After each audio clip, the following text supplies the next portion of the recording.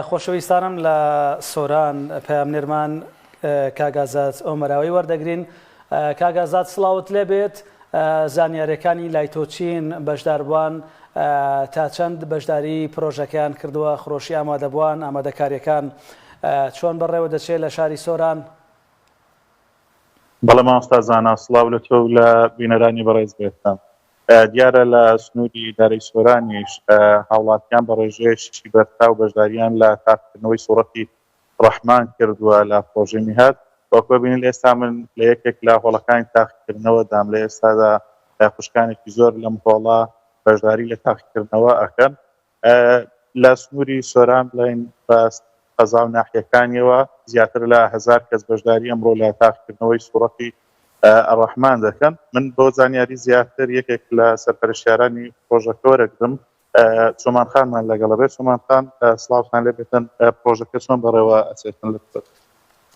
بەناوی خوای بەخشندەی میهرەبان، سپاس و ستایش بۆ خوای پەروەردیگار. ئەلحەمدولیلا ئێمە ئەوڕۆکە لە ئیدارەی سەربەخۆی سۆران کە خوشکانێکی زۆر نزیکەی 200 خوشک هاتوون بەدەم ئەو پرۆژەیە. ئەلحەمدولیلا سپاس و ستایشی خوای گەورەی ئەوێ کەوا ئێستا خەڵک زۆرێ لە جۆرەکان مەشغوڵی تۆڕە کۆمەڵایەتیەکانە، بەڵام کۆمەڵە خوشتی نورانی ئەلحەمدولیلا لێرە ڕوویان لە لەبەرکردنی قورئانی پیرۆزە. ئەوە وەڵامێکە بۆ کەسانی کەوا وا ئەزانن ئافرەتان لە کوردستان هەموویان بە شتانێکوە مەشغوڵن کەوا خۆیان ئەیانەوێ، بەڵام ئەلحەمدولیلا ئەوە وەڵامێکە بۆ ئەوانە کە ئافرەتانی ئێمە خۆیان شارەزا ئەکەن لە قورئانی پیرۆز و تەفسیرەکەش. گەرمە گوڕی لە چ ئاستێکدایەوە لە شوێنەکانی تر لە سنووری سۆران لە چەند شوێن تاقیکردنەوە پێویست؟ بەڵێ، سۆران بەگشتی ئەلحەمدولیلا گەرمە گوڕیەکی زۆری پێوە دیارەوەکەوە لەبەر چاویش دیارە. بە تایبەتیش ئەلحەمدولیلا دەوروبەری سۆران مهندس و قەسری و لەو شوێنانەش تاقیکردنەوەکە ئەکرێ. ئەوەی تێبینیتان کردووە لە چ تەمەنێکدا ئەمڕۆ لەم تاقیکردنەوە بەشداریەکەن؟ هەموو تەمەنەکانی تێدا؟ باز بۆ خوای پەروەردیگار ئەو کە هەر زۆر جێگای دڵخۆشیە هەموو تەمەنێکی تێدایە، لە 7 ساڵی تێدایە، هەتا وەکو ئافرەتی زۆر بە تەمەنیشی تێدایە. شکر ئەلحەمدولیلا. ئەم گەرم و گوڕیەی هاوڵاتیان چیمان پێڵێتن کە ئەمڕۆ لەم تاقیکردنەوەی بەشدارن؟ ئەلحەمدولیلا ئەومان پێ ئەڵێکەوە میلەتی کورد بە تەواوەتی لەسەر ڕێبازی پێغەمبەری خوا عەلەیهی سەڵات وەسەلامەوە. زۆر سپاس دەکەین بۆ زانیاریەکانت. زۆر سپاس.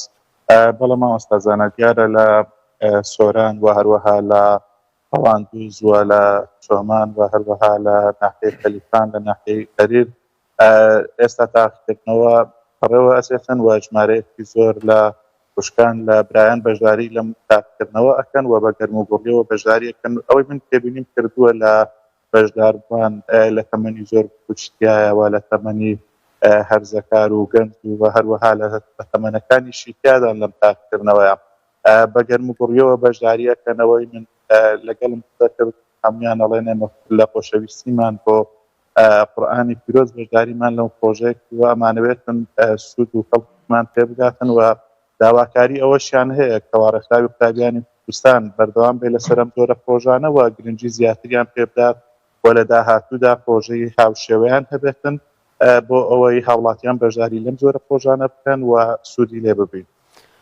بەڵێ، زۆر سپاس بۆ پەیامنێرمان ئازات ئۆمەراوی کە لە قەزای سۆرانەوە بە شێوەیەکی ڕاستەوخۆ لەگەڵمان بووی.